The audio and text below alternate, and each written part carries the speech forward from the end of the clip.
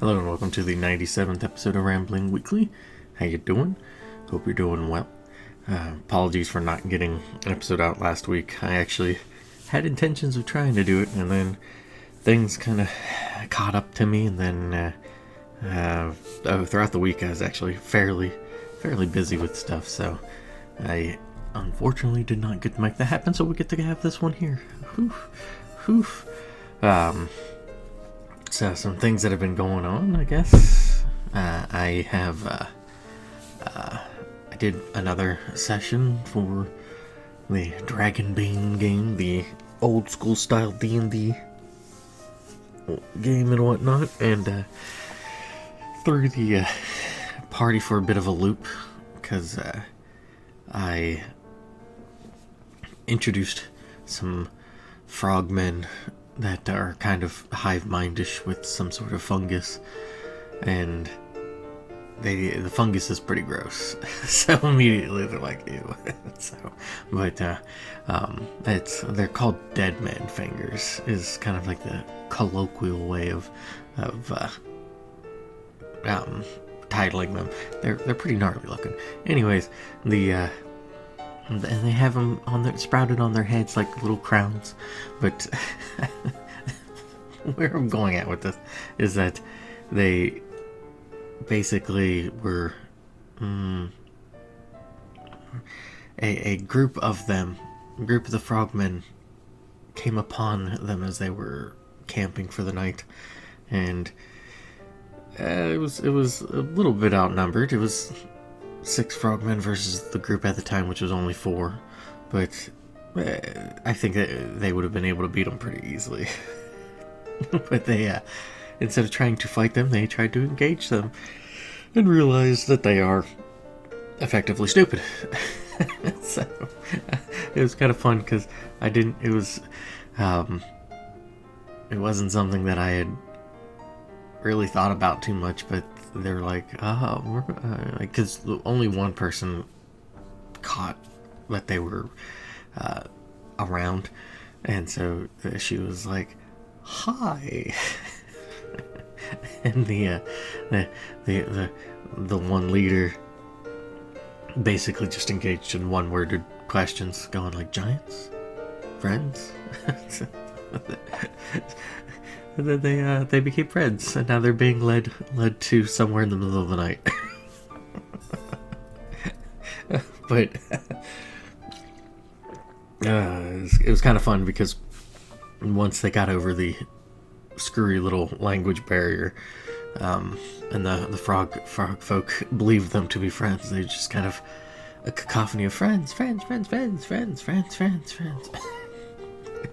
And I don't know if they really knew how to take that. They're just kind of like, what the heck is going on?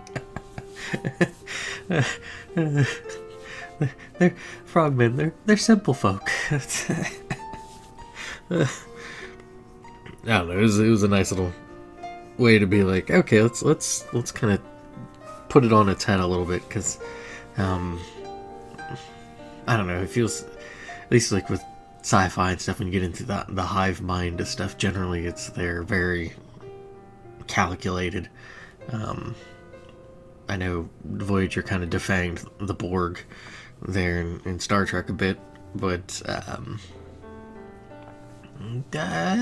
mean, there's a creepiness to them.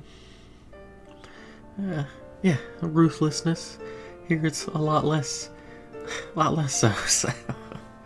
I don't know. That was fun. I enjoyed making a pivot like that, and we'll see how it goes. But had that. Let's see. It just workout wasn't too excessive. It still stayed steady, but we had that, and then I think it feels like it's starting to peter down a little bit, but it's still got a little bit of fight left in it. But it'll probably pick up next month a little bit, and then a little bit before Christmas, before finally just going a little quiet. I say that, but last year it really didn't. It stayed pretty consistent, even during what was supposed to be the low and slow period of time. Like I got it written down over here. Let's see. I have close to almost 2 weeks of vacation and flex time. So I'm actually gonna start peppering that in there. I'd not done it much throughout the whatchamacallit, throughout the summer or anything like that. But like I gotta use it, and B, when I would take days off or something, I would I'd practically not even need to use it because of it just being so busy throughout the week. So I think one way I may try to combat that is just taking days off at the beginning of the week, because that's always something. I generally, if I take a day off or take days off, it's either like Thursday, Friday. I don't know. I wonder if it might be better if it Monday and Tuesday, doing that instead. Somebody should let me know. Let me know which your preference for the days off there, because it's not even a preference. It's more of just an automated thing that I do. I'm just like, I'll just take these days off.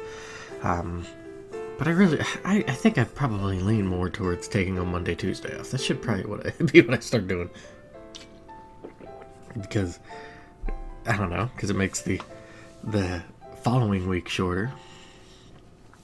And so instead of paying it up front and getting the first week off shorter and then just having a normal week. Things to think about. But, so, yeah, I'm gonna just take a few days off next month. Just a couple days off, and then take a couple days off the next month, and probably do that for a little bit, because I get about, every week I get roughly 2.5 hours off. A little bit for vacation time and a little bit for flex time, so it is it's nice, so might as well use them, right? I have been slowly re-losing myself in Divinity Original Sin 2. I had stopped, and not because I had gotten frustrated with it or anything. Actually, it was more of a technical thing. For whatever reason, it was really laggy. And I just couldn't be bothered to delete it and download it, so I just deleted it for a while, and then re-downloaded it, and it was fine. So I was like, okay, cool. So I was like, alright, let me get back into this. So I am now in Act 3, which seems to be a much smaller act. Yeah, so I'm getting close to, I think there's 4 acts in the game, so I'm getting close to that. So it'll be nice to be like, okay, finally I played through this once. I do enjoy the game and stuff. It is fun, and to play through it and be like, okay, we're gonna go do it this way now. Like, I could see like the replayability and making it more difficult and that sort of thing. They really did a ridiculously good job with that game. So seems like that for Baldur's Gate 3, but maybe not to the same degree. And more so, I mean, like, the difficulty, from what I've heard, it's a little bit, BG3 is a little bit easier, or maybe a lot easier compared to, or maybe, yeah, we'll just say it's easier, because you can still jank. I don't want to say jank, but you can really bend the game to your will, And that's what makes it kind of fun. I've been thinking about that. Like I know there's a ton of them, but talking about your experience and feelings, I'd like to do that for Morrowind at some point, because that is one that I've slowly came around to, that I grew to appreciate after like trying it. I remember trying it in high school and going, this game sucks. I also played it on the Xbox, so that might have something to do with it, but and then I tried Oblivion when it came shortly after it came out. Thought it was garbage.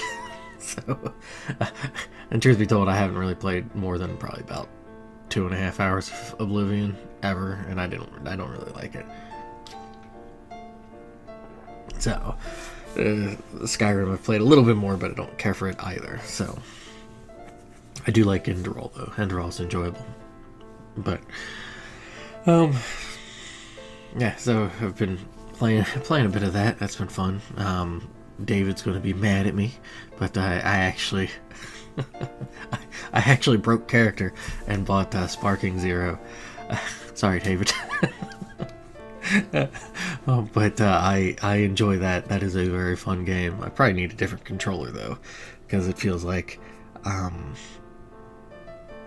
it doesn't quite. I mean, it could be input lag, or it's just idiot lag in playing it. But I was going through the story stuff, and it's just like sequential battles and little bits of stuff here and there. And I got to a part in Super with Goku, and in the future kind of thing. The whole Zamasu fight is obnoxious, so that's where I'm at right now. I think it's kind of funny there was all those memes about the Great Ape Vegeta and whatnot being like super tough. He's not. He's not at all. Like, I know I dabbled a little bit in the because you do have other characters you can choose, and one of them is Goku Black. You do fight Blue Vegito, and yeah, that fight's a lot harder.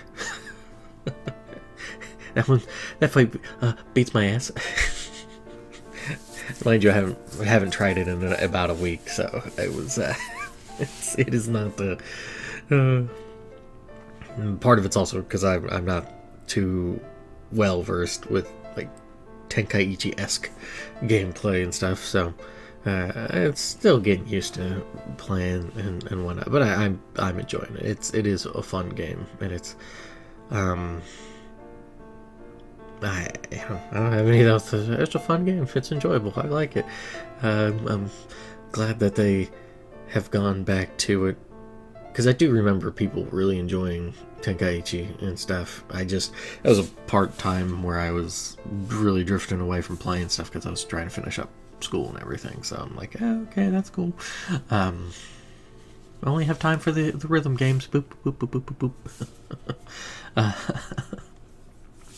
And yeah, like I was very picky and choosy with what I played. Like I would Shadow of the Colossus, the Xenosaga games, and then those are the big two, couple things. I don't like. I turned down playing FF12.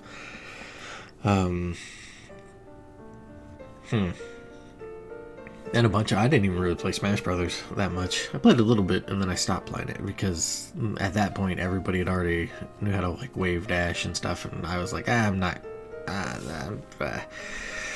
good.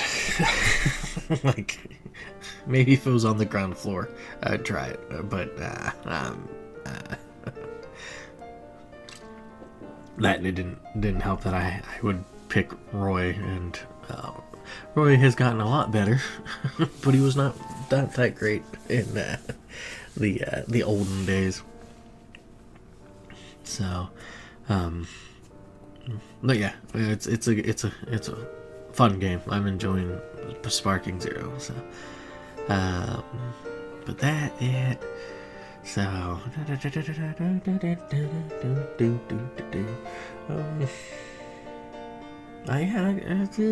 don't really have too much. The other thing was like some social obligations throughout the week really curbed any sort of progress on things, and it's a big reason why I didn't get around to putting out an episode, because it wasn't until about Friday that I had time, and I was like, you know what, I'll just hold off until Sunday, because I don't want to put out one, like, truthfully, I wouldn't have gotten to it till Friday night, so probably not putting it out until Saturday morning, and then it's like, oh, nope, not doing it. So I was just like, I'll just hold off on it. So yeah, but let's get into the topic at hand, and that is going to be, you can tell by the title, childlike fancy. What is it really? What are we going into? So I wanted to talk a little bit about Arrested Development, and no, not the show, though I do remember enjoying it way back in the day. I have no idea how those later seasons are and stuff, but yeah. We're going to read a little paragraph here about this, so because it is kind of changed a little bit over time, but here's this. In anthropology and archaeology, the term arrested development means that a plateau development in some sphere has been reached. Often it is a technological plateau, such as the development of high-temperature ceramics, but without glaze because of a lack of materials, or copper smelting without development of bronze because of a lack of tin. Arrested development is key in the insight of self-domestication, in the evolution of hominids.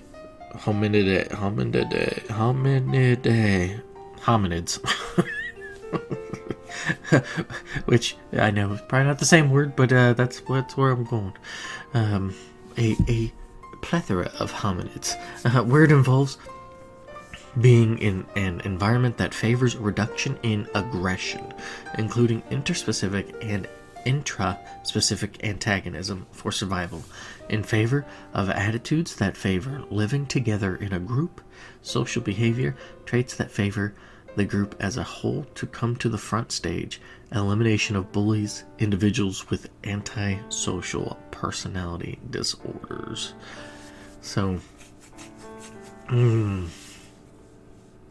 now, the little chunk of silliness, because I can't read, aside, that should explain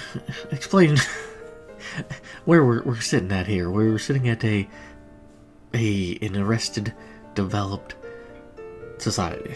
I know I've mentioned about the flash freezing of cultures to some degree, where it feels like there's been this the lack of evolution of just the presenting of how we look, dress, and music we listen to, or at least what gets played on the top 40s and stuff like that. I'm gonna clear my throat real quick. Alright, time in. So yes, that is, excuse me, that is that's where we're sitting at there. And that, and just also to throw out intraspecific antagonism means a disharmonious or antagonistic interaction between individuals of the same species. So yeah, we have this bit of an arrested development in, at least in the States, at least from what I see. We've decided to try to favor living in big groups, and also try to stamp out, at least to one group's perspective, and not to say, any particulars, but just a group's perspective of what they consider to be the bullying behavior, and that antagonism.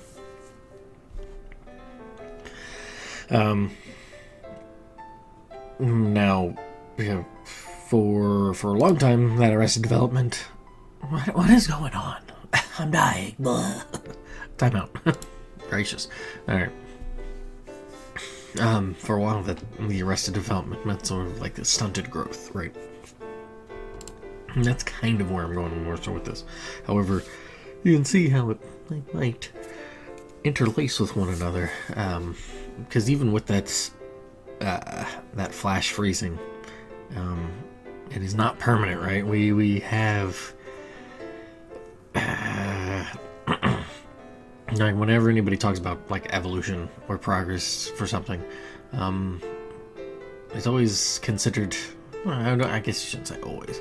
More recently, it's considered just a turn for the better, constantly making for the better, and that's not how that always works, right? It's there. It is a sometimes you're, the path is very rocky, and it's not going to just instantly be like, oh, it's better. No. Sometimes it's better, worse, a lot worse, better, worse, better, worse. Yeah, it's up and down, peaks and valleys. The thing that's happened with our sort of freezing of culture to some degree has been this slow degradation until it has now been everything's turned into a joke. It's always a joke. Nothing to be taken seriously. And when we try to have something latch on to take seriously, the internet has this the effect of like a wildfire. Or say something like a disease. It's viral.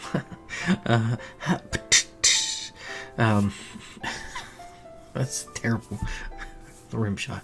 But it's think of like something like Ebola or something. The disease is incredibly lethal. However, by being contagious but also lethal, it burns itself out to where it just can't continue and sustain itself. And it's a similar thing that what you got going on because of the internet. There's these pockets of explosion, and then it burns itself out. It doesn't latch on, so we're kind of constantly hitting the reset button and not really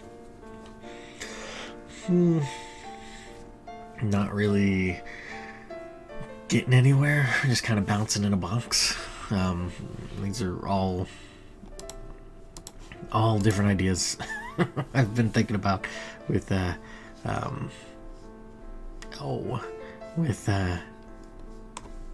possible rambling weekly ideas, but yes.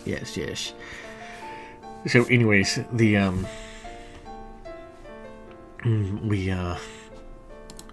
we've developed this sort of stunted, arrested development plateau of not really knowing what to do, and it doesn't help that we've not only have adopted it societally,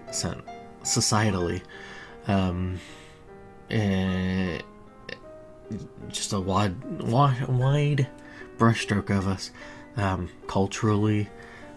We've also done it to ourselves generationally, emotionally, and like, for example, as when I was young, there was always the don't grow old kind of thing, and it's cheeky. It's meant to be in jest, but when people don't understand the jest, the joke, or don't see it as a joke and whatnot, and they take that to heart, it can be really difficult. You see how more and more people seem to be unable to, I guess the nuance of language, whether that's sarcasm or just meant to just kind of be a cheeky remark. We've had this idea of like don't grow old, and then it's slowly ballooned out to and I hate saying this word, but adulting is hard. Don't want to do it and stuff. Or the idea of like, oh, the best times of your life is when you're a child or in high school or something of the sort. And it's like, well, depending on how long you live, let's just say 60 years, that means the best part of your life is the first third, and then it slowly it goes off the rails after that.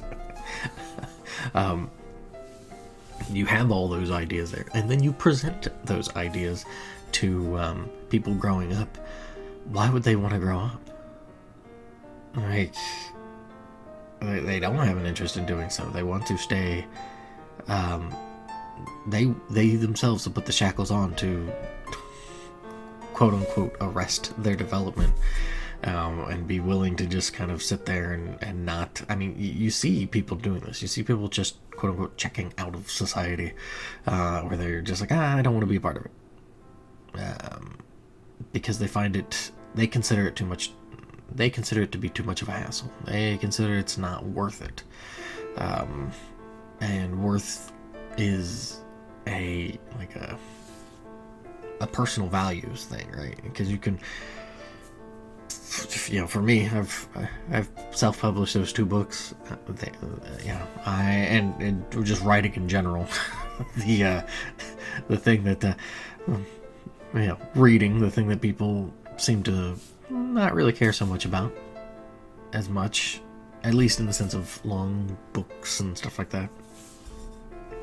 It's a very small subset. It has always been probably to some degree a small subset. If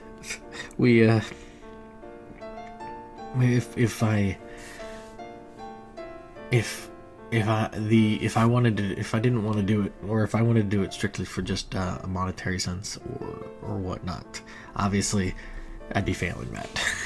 It's not like I'm making gangbusters over those couple books. It's more of the value in it to me is that it's something I enjoy, and I hope somebody takes something out of it, more than just the enjoyment of just a jaunt. Perhaps the second book, book that I got out this year, is a little bit less having much to say, as opposed to because it's part 1. It's setting up the stage for the things I'm going to be saying throughout. So that's what I'll say about that.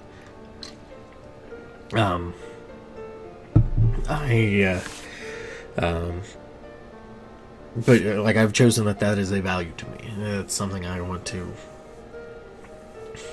to get out there and do and all that sort of fun stuff. And it comes at a cost of like a bunch of other things, because that's, you can't just buy everything. Yeah, as much as we like to feel like, oh yes, having all this money would solve so many problems. It solves some problems, but there's plenty of other issues and problems that you have to take care of that arise because of getting rid of some of these other ones.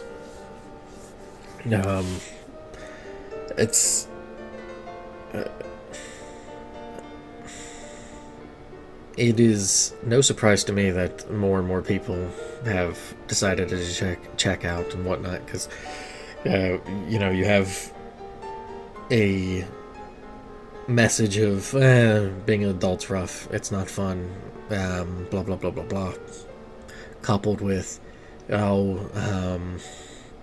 we are the planet is dying, global warming and stuff like that.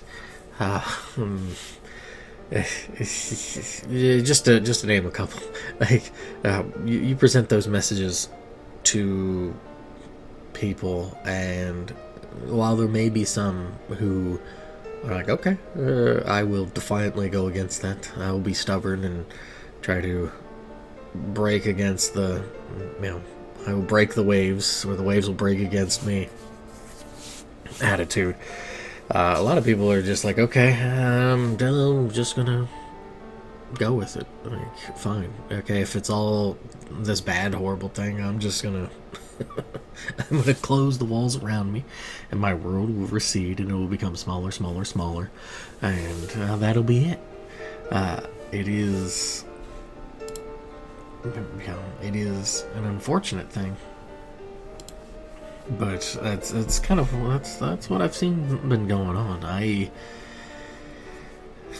While I get that there's some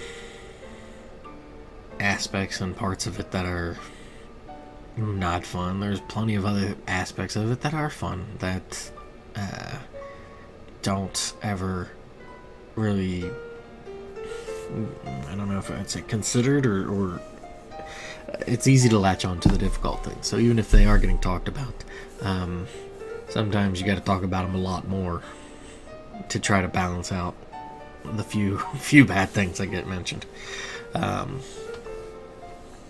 Like, it's, I think, also the same sort of attitude that happens with some people with relationships or something. And I'm not even gonna like dip my toe into like abusive ones and stuff, but even just ones where the relationship ends, and not amicably, but rather a little bit rougher, a little rougher break.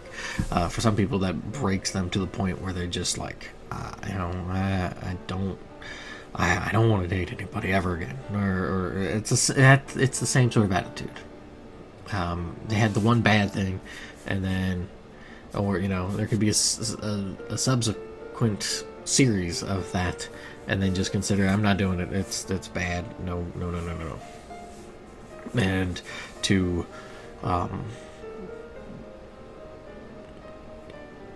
in one way, I get it. It is much easier to shield yourself from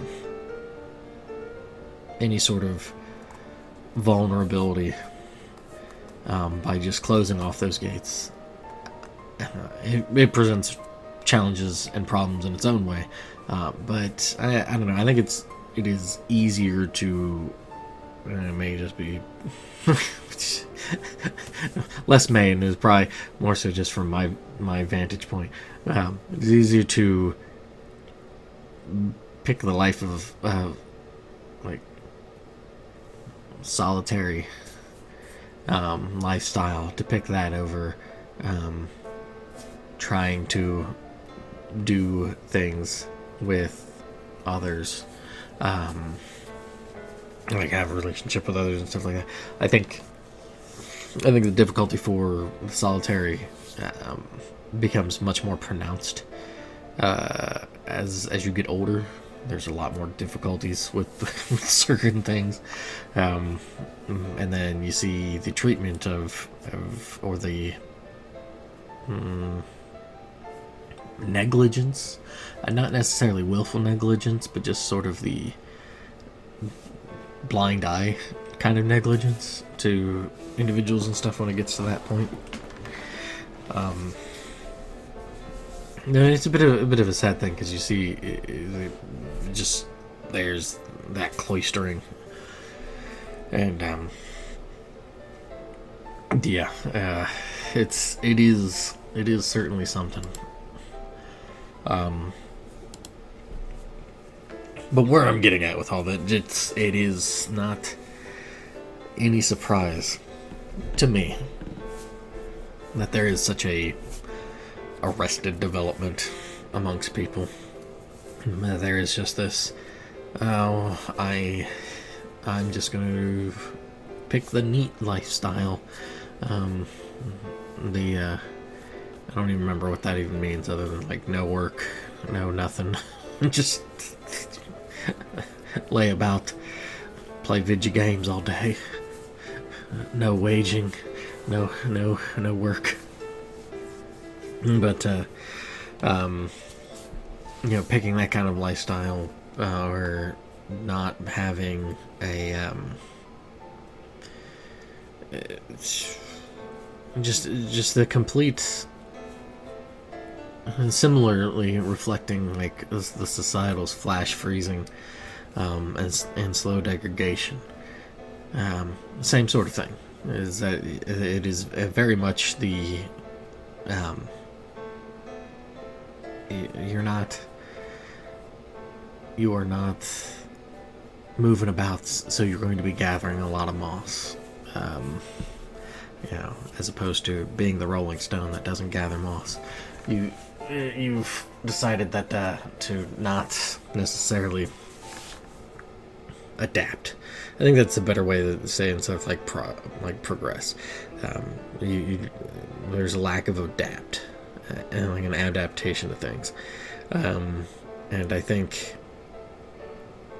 that in being unwilling to, similarly to like those elephants in the circus way back in the day, where they would tie them down with chains, or tie like when they were infants and young, have them chained up, so when they are bigger and stuff, you don't need that. You can just have a rope on, because they've been conditioned to think that they can't do it, when in fact they could easily snap out of it. But it also takes, it's the, like, I understand trying to, what the heck is that phrase? The lift yourself up by your bootstraps kind of nonsense. Like, there is something to having to do that, right? Because there are certain things that you yourself have to do, right? That nobody else can help you with. And it's impetus is on you to start to make that change. However, it is a you need help from other people, because you can only do so much by yourself, and that's where I think there's that disconnect. It's like you need both of them there, because if you don't, like, people could have an intervention and everybody else could be trying to help somebody, but if they're not willing to help themselves, that's where it ends. However, if they're able to help themselves, however, they'd have no social webbing to kind of springboard off of, which I get visions of Donkey Kong Country with the spider using the webbing, making platforms for yourself. But if you don't have that support system of others, not even necessarily helping, but providing some sort of place to, like, a foothold or a grip to help you climb up, or climb out of the trouble, it is very difficult. Like, it's, that's not even including all the others who kind of crab in a bucket mentality want to bring you back on down. It is an understandable dilemma, but it's one where you gotta basically work at figuring out people who will be helpful, and not necessarily just like helpful to you, right? But like helpful, insightful. This is why I made the argument about having the different, not necessarily tiers, but different stages, I guess, of friends. The ones who are further along on their own paths and their own journeys, and the ones that are further back, so you can chain together and link together,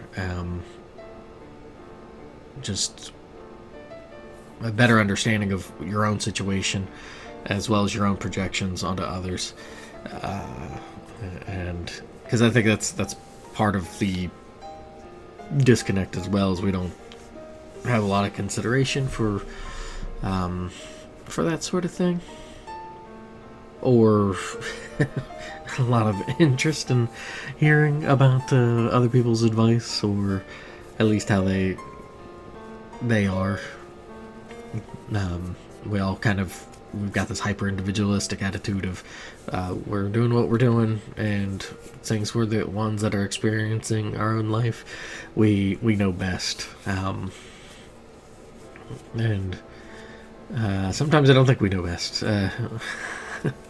And that's not to say that other people should be, dictating other people's lives. It's more of, sometimes you need the light shined in from a different direction to kind of get a better perspective of that sort of stuff. So, but yeah, it is no surprise to me to see this sort of backslide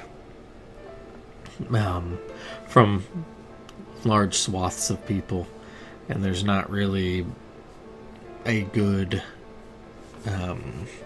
it's not really a good